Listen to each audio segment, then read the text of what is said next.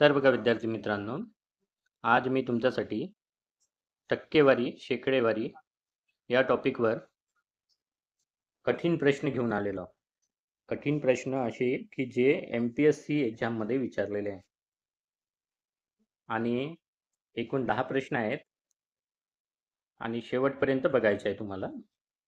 कारण हा व्हिडिओ खूप महत्त्वाचा आहे. हे सगळे प्रश्न मेन्स एक्झाममध्ये विचारले गेलेले आहे आणि थोडे कठीण होते, परंतु ट्रिकने जर समजून घेतलं तर तुम्हाला सोपे वाटतील. तर बघा, जास्त न बोलता आपण आपल्या व्हिडिओला सुरुवात करूया. तर बघा, या ठिकाणी पहिला प्रश्न दिलेला आहे. आशाला एका परीक्षेत पास होण्यासाठी 40% गुणांची गरज होती. तिला 210 गुण मिळाले. तिला पास होण्यासाठी लागणाऱ्या गुणांपेक्षा 10 गुण अधिक मिळतात. आता बघा, 210 गुण म्हणजे काय म्हटलंय त्यांनी? पास होण्यापेक्षा लागणाऱ्या गुणांपेक्षा 10 गुण जास्त. म्हणजे 210 मधून 10 वजा केले तर 200 येतात. तर हे 200 गुण म्हणजे काय? हे 40% गुण. 200 गुण म्हणजेच काय? 40% गुण. म्हणजे Xच्या 40% बरोबर काय होईल? 200. बरोबर आहे. आता 40% म्हणजे काय? 40 भागीला 100 बरोबर 200. आता इथे 40 नी जर याला भागितलं तर 4 पंचे 20 म्हणजे इथे 5चा भाग जातो. 40 पंचे 200. ठीक आहे. तर Xची किंमत काय आली? 5 गुणिला 100. 5 गुणिला 100 म्हणजे 500. तर या ठिकाणी ऑप्शन क्रमांक 2 हे आपलं उत्तर आलेलं आहे. चला पुढच्या उदाहरणाकडे जाऊया. तर बघा, दोन उमेदवार एका निवडणुकीत उभे होते आणि 135 मते अवैध ठरली. 135 मतं अवैध ठरली. हे आपण एका बाजूला असं ठेवून घेऊया. आता बघा, वैध उमेदवाराला 70% वैध मताच्या यशस्वी उमेदवाराला वैध मताच्या 70% मते मिळाली. आता याला 70% मिळाली तर दुसऱ्याला किती मिळाली असतील? 30%. बरोबर आहे. तर याचे जर मिळाली आणि तो 40,000 मतांनी विजयी झाला. म्हणजे एकाला 70% मिळाली, दुसऱ्याला 30% मिळाली आणि याची जर वजाबाकी केली तर किती येते? 40%. तर हे 40% मत म्हणजे त्याला विजयी होण्यासाठी लागणारे मत. आलं का लक्षात? आलं लक्षात तुम्हाला? तर बघा, इथे काय म्हटलंय? यशस्वी उमेदवाराला 70% मत मिळाले. म्हणजेच अयशस्वी उमेदवाराला किती मिळाले? 30% मिळाले. बरोबर आहे. हे यशस्वी उमेदवाराचे झाले. यशस्वी. आणि हे कोणाचे झाले? अयशस्वी उमेदवाराचे. तर आता हा जो उमेदवार त्यांनी काय म्हटले पुढे? की तो 40,000 मतांनी विजयी झाला. 40,000 मतांनी विजयी झाला. म्हणजे या दोघातला जो अंतर आहे तो काय होईल? 40,000 मतं. 40,000 मतं याच्यामधलं अंतर. याच्यामधलं अंतर किती आलं? 40%. 40% म्हणजे 40,000. तर बघा, 40% म्हणजे काय? 40 भागीला 100 आणि इकडे 40,000. बरोबर आहे. आता या 40नी याला 1चा भाग जातो. इथे राहिले 1000 आणि हे गुणिला याला इकडं हा भागाकाराचा इकडे गेल्यावर गुणाकारात जाईल. म्हणजे 1000 गुणिला 100 म्हणजे 1,00,000 होतील. बरोबर आहे. 1,00,000 हे झाले वैध मतं. हे एकूण मताच्या वैध मतं. अवैध किती आहेत? 135 आहे. म्हणजे एकूण किती मतदान झाले हे विचारलेलं आहे. म्हणून वैध आणि अवैध दोन्ही मतांची बेरीज करावी लागेल. म्हणजे याच्यात 135 मिळवावे लागतील. म्हणजे किती होईल? 1,01,35 मतं. ऑप्शन क्रमांक 1. अशा प्रकारे हे उदाहरण आपण सोडवलेलं आहे. आलं का तुम्हाला लक्षात? चला पुढच्या उदाहरणाकडे. एका निवडणुकीत 8% मतदान केले नाही. 8% मतदारांनी मतदान केले नाही. म्हणजे किती टक्के मतदारांनी मतदान केले? 92% मतदारांनी मतदान केले. आणि निवडून आलेल्या उमेदवारास 48% मते मिळाली. जर निवडून आलेल्या मतदारास 48% मतं मिळाले आणि जर जो निवडून नाही आला मग त्याला किती मिळाले? 44%. बरोबर आहे. म्हणजे निवडून आलेल्या मतदारास 48% मिळाले. जो निवडून नाही आला त्याला 44 मिळाले आणि तो किती टक्के मतांनी विजयी झाला? 1100 मतांनी दुसऱ्या मतदाराचा त्याने पराभव केला. म्हणजे याच्यातून जर हे आपण 44% वजा केले म्हणजे 4% मतांनी हा विजयी उमेदवार विजयी झाला. म्हणजे हे मतं किती आहेत? हे 1100 मतं म्हणजे हे 4% आहेत. म्हणजे 1च्या 4% म्हणजे 4 भागीला 100 म्हणजे किती? 1100 मतं. बरोबर आहे. आता करा गुणा. याला 4नी याला भागितलं तर 25चा भाग जातो. आता x बरोबर इकडे 25 जाईल. 25 गुणिला 1100. आता 25 गुणिला 1100 करायचं आहे. तर काय करावं लागेल? हे 2 शून्य ठेवून द्यायचे. 11 आणि याला गुणायचं. 11 5 55. 5 आले 5. 11 दुने 22 आणि 5 27. 27,500 मतं. हे काय होईल? त्या निवडणुकीत एकूण किती मतदार होते? तर 27,500 मतदार त्या निवडणुकीत होते. ठीक आहे. अशा प्रकारे हे उदाहरण आपल्याला सोडवता येईल. चला पुढच्या उदाहरणाकडे जाऊया. एका 16,000 रुपये किमतीच्या यंत्राची किंमत दरवर्षी 5% कमी होते. आता 2 वर्षानंतर म्हटले, आता 5% कमी होते म्हणजे किती होते? 95% होते, बरोबर आहे. दरवर्षी होते. दरवर्षी होते. वर्ष किती दिलेलं आहे आपल्याला? 2. तर इथे 2 वर्ष म्हणजे 2 वेळा काय झाली ही 95% झाली. एकदा 95%, दुसऱ्यांदा 95 असं घ्यायचं. आलं लक्षात? असं घेतलं की हे सहजपणे सोडवता येतं. आता 95% म्हणजे 95 भागीला 100 आणि इथे 95% म्हणजे 95 भागीला 100. आता हे 2 शून्य, हे 2 शून्य कपून गेले, हे 2 शून्य, हा 1 शून्य, हा 1 शून्य कपून गेला. आता असं पण करता येते किंवा मी दुसरी एक मेथड सांगतो त्याच्याने पण करता येते. बघा, याला 19 घ्यायचं, याला 20 घ्यायचं खाली. ठीक आहे. याला वरती 19 घ्यायचं, याला 20 घ्यायचं खाली, बरोबर आहे. कारण 5 नी दोन्ही संख्येला भाग जातो. 19 5 55, 19 20 पंचे 100, 19 5 55, 20 पंचे 100. आता इथे खाली किती झाले? 20 गुणिले 20 म्हणजे 400 झाले. या 400 नी याला भागायचं, तर हे 2 शून्य, हे 2 शून्य कपून जाईल. 140 ला 4 नी भागितलं तर इथे येईल 40. आता 19 गुणिले 19, 19चा वर्ग येतो 361 गुणिला करायचं 40. तर बघा कॅल्क्युलेशन याच्याने सोपे झाले. आपण जे करणार होतो त्याच्याने 95 95चा वर्ग करावा लागला असता, नंतर ते सॉल्व्ह करावं लागलं असतं. आता बघा हे 0, 4 1 4, 4 सक 24 चे 4, 8 चाले 2, 4 तिरी 12 आणि 2 14 म्हणजे 14,440 हे गणिताचं उत्तर येईल. आलं लक्षात? हे महत्वाचं आहे फक्त याच्यामध्ये. 5% कमी झाली म्हणजे 95%. पहिल्या वर्षी 95, दुसऱ्या वर्षी 95. हे 2 वर्षाचे दोनदा घ्यायचे आणि याला गुणाकार करून सोडवायचं. चला पुढच्या गणिताकडे जाऊया. ही याची शॉर्ट ट्रिक आहे.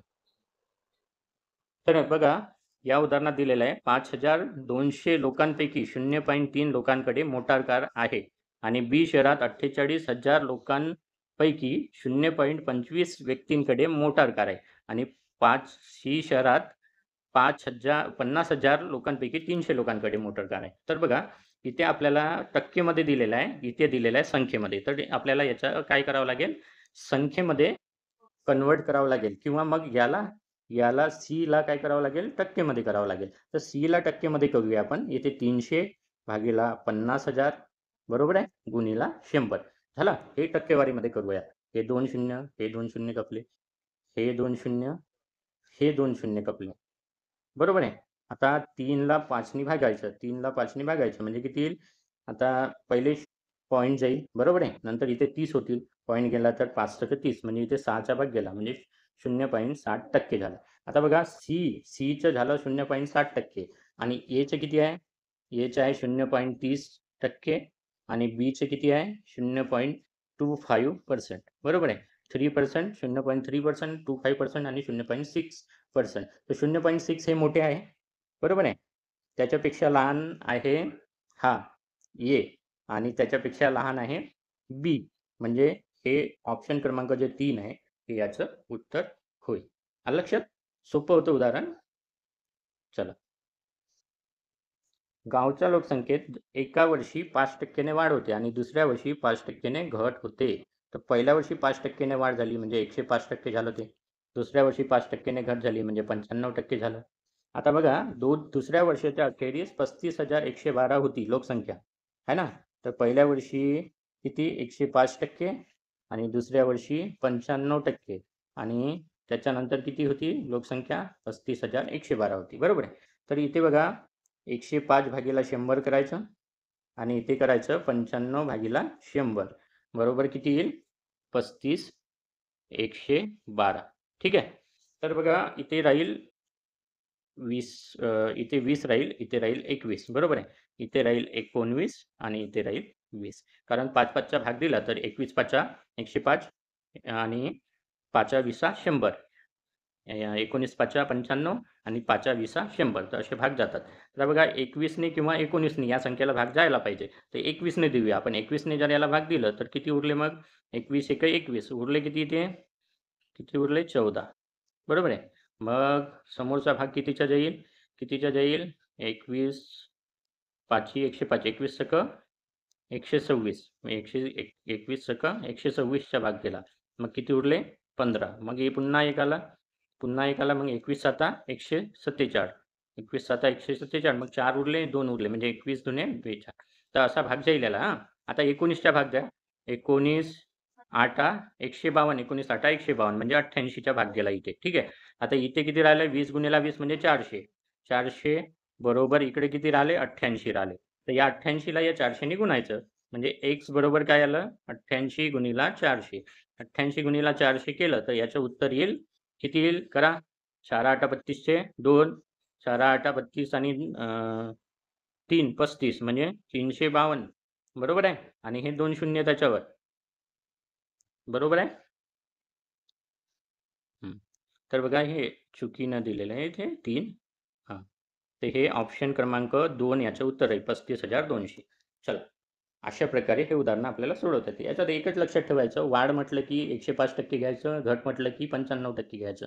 5% असलं तर, आणि बरोबर जी संख्या राहील ते लिहायचं. मग याला सोडून आपल्याला हे उदाहरण सोडवता येते. बघा, मी कॅल्क्युलेशन पण करून दाखवले. म्हणजे सोपे कसे करता येईल कॅल्क्युलेशन हे पण मी तुम्हाला या व्हिडिओमध्ये सांगत आहे. चला, पुढच्या उदाहरणाकडे जाऊया.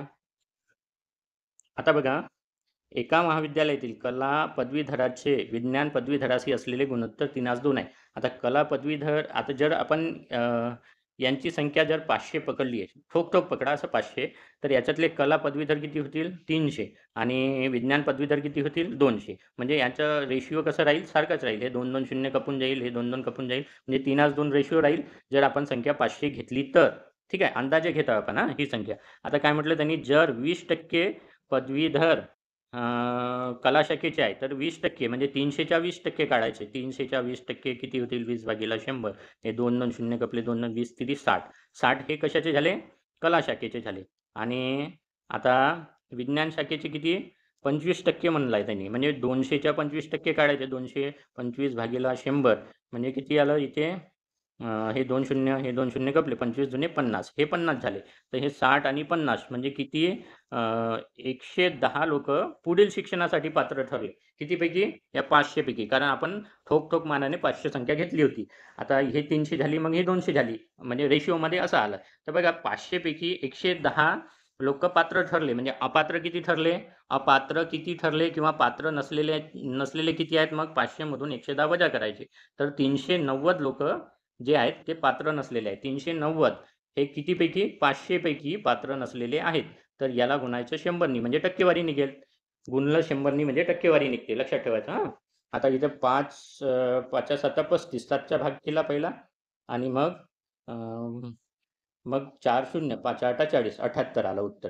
अशा प्रकारे हे गणित आपल्याला सोडत. बघा, पाहायला कठीण होतं, परंतु थोडी ट्रिक यूज केली की स्वाहा होतं. बरोबर आहे. चल बघा, आता पुढच्या उदाहरणाकडे जाऊया. 5,000 किलोग्राम याचे ग्राममध्ये करा रे. 5,000 ग्राम, बरोबर आहे. ग्राममध्ये किती झाले? 5,000 ग्राम. तर बघा, याच्यामध्ये 35.5% काय आहे? जस्त आहे. तर तांबे किती ग्राम आहे म्हटले? ग्राममध्ये विचारले म्हणून आपण याला ग्राममध्ये केलं. आता हे 100% मधून 35.5% वजा केले तर 64.5% हे काय राहील? तांबे राहील. बरोबर आहे. जस्त जर एवढं असेल 35.5%, तर तांबे किती राहील? 64.5. म्हणजे 5,000 ग्रामचा 64.5% काढायचं आहे. 64.5%, टक्केचा अर्थ भागीला 100. आता हे 5,000चे 2 शून्य आणि हे 2 शून्य करून आता 50नी याला गुणायचं 64.5ला. तर हा पॉईंट निघून जाईल आणि हा शून्य कटून जाईल. आता 5नी याला गुणलं, 5 5 25चे 5, हातचे आले 2, 5 20 आणि 2 32, हातचे आले 3, 5 सक 5 20 आणि 2 22, 22चे 2, हातचे आले 2, 5 सक 30 आणि 2 32, म्हणजे 3,225. हे या गणिताचं उत्तर आहे. तांबे किती आहे त्याच्यात? 5,000 ग्राममध्ये तांबे 3,225 ग्राम राहील. असं उत्तर आपल्याला काढता येते. बघा, पाहायला असे कठीण आणि ट्रिकी बनवतात प्रश्न, परंतु असतात मात्र सोपे. थोडी ट्रिक लावावी लागते, डोकं लावावं लागतं, म्हणजे पटकन सॉल्व्ह करता येतं.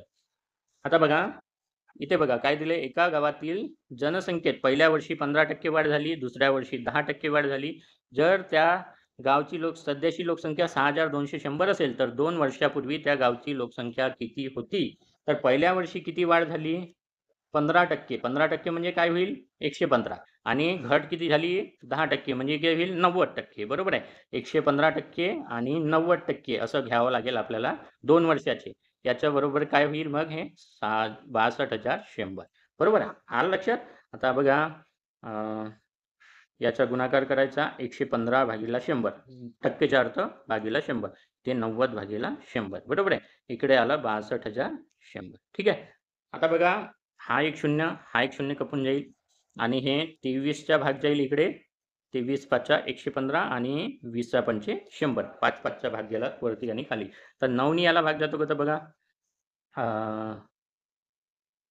9 सक 54, हा 9 सक 54, 9 सक 54, मग 8 उरले, 9 9 81, मग याच्यावर 2 शून्य, बरोबर आहे. आता याला याच्यानी भाग गेला 9ने, तर 6900 आला. आता 23 3 69, म्हणजे इथे किती आले, 300. 300 आले आणि हे 20 गुणिला 10 म्हणजे 200. इकडे 1 भागिला 200 आणि इकडे आलं 300. आता याची एकची किंमत काढायची असेल तर 300 गुणिला 200 करावं लागेल. 300 गुणिला 200 केलं तर 3 दुने 6 आणि याच्यावर 4 शून्य म्हणजे 60,000. हे आपलं उत्तर या ठिकाणी येईल. आलं लक्षात. तर बघा इथे काय म्हणत आहे ते लक्षात घ्या. वाढ म्हटलं की 115, घट म्हटलं 10% की 90, हे लक्षात आलं की बाकीचं सॉल्व्ह करता येतं. चला शेवटचे उदाहरण आहे आपलं. तर बघा या ठिकाणी दिलेलं आहे, एका परीक्षार्थीने 30% गुण प्राप्त केले व 10% गुणांनी तो अनुत्तीर्ण झाला. दुसऱ्या परीक्षार्थीने 52% गुण प्राप्त केले व उत्तीर्ण होण्यासाठी लागणाऱ्या कमीत कमी गुणांपेक्षा 34 जास्त गुण आहेत त्याचे. ठीक आहे. तर बघा, हे उत्तीर्ण होण्यासाठी जे काही गुण लागतात ते सोडून द्या. आता इथे बघा 30% आहे, इथे आहे 52% आहे. आणि हे काय करायचं, गुणांची काय करायची, बेरीज करायची. या दोन गुणांची बेरीज केली, किती आली, 44. आणि यांची करायची वजाबाकी. यांची करायची वजाबाकी म्हणजे 52 मधून 30 केलं तर किती आला, 22%. तर 1च्या 22% म्हणजे हे काय होईल, 44 होईल. आलं लक्षात. असं केलं तर तुम्हाला हे जेव्हा कसं असते, हे कमी जास्त वाले प्रश्न असतात त्यावेळेस हे मेथड वापरायची. जसं बघा, एखाद्याला 30% गुण मिळाले आणि उत्तीर्ण होण्यासाठी 10% गुण कमी पडले आणि एखाद्याला 40% म्हणजे 50% गुण मिळाले आणि उत्तीर्ण होण्यासाठी 30 गुण, त्या उत्तीर्णापेक्षा 30 गुण जास्त पडले. अशा गणितामध्ये ही ट्रिक वापरायची. Same trick. काय करायचं, जे मोठे पर्सेंटेज आहे त्याच्यातून लहान पर्सेंटेज वजा करायचे आणि गुणांची काय करायची, बेरीज करायची. गुणांची बेरीज केली, 44 आली. मोठ्या पर्सेंटेज म्हणून लहान पर्सेंटेज वजा केले, 22% आले. तर 1 गुणिला 22 भागिला 100 बरोबर 44 आला. इथे 22 गुणे 44चा भाग गेला. तर x बरोबर 2 गुणिला 100 म्हणजे किती आले, 200 आले. आता बघा इथे 200 गुण म्हणजे काय, 100%. तर 1% म्हणजे किती गुण, 1% म्हणजे 2 गुण, बरोबर आहे. 1% म्हणजे 2 गुण. तर आता 5% म्हणजे किती, 10 गुण. 5% म्हणजे 10 गुण. 5% म्हणजे 10 गुण. आता बघा इथे काय दिलेलं आहे, 30% गुण प्राप्त केले आणि 10 गुणांनी अनुत्तीर्ण झाला. म्हणजे 5% म्हणजे 10 गुणांनी तो 5% गुणांनी अनुत्तीर्ण झाला. म्हणजे 30 मध्ये किती, 5% गुण मिळवावं लागेल. म्हणजे 35% हे या गणिताचं उत्तर निघेल. तर अशा प्रकारे सगळे 10चे 10 प्रश्न मी तुम्हाला चांगल्या प्रकारे समजवण्याचा प्रयत्न केलेला आहे. तुम्हाला हा व्हिडिओ नक्कीच आवडेल अशी आशा करतो आणि हा व्हिडिओ इथे संपवतो.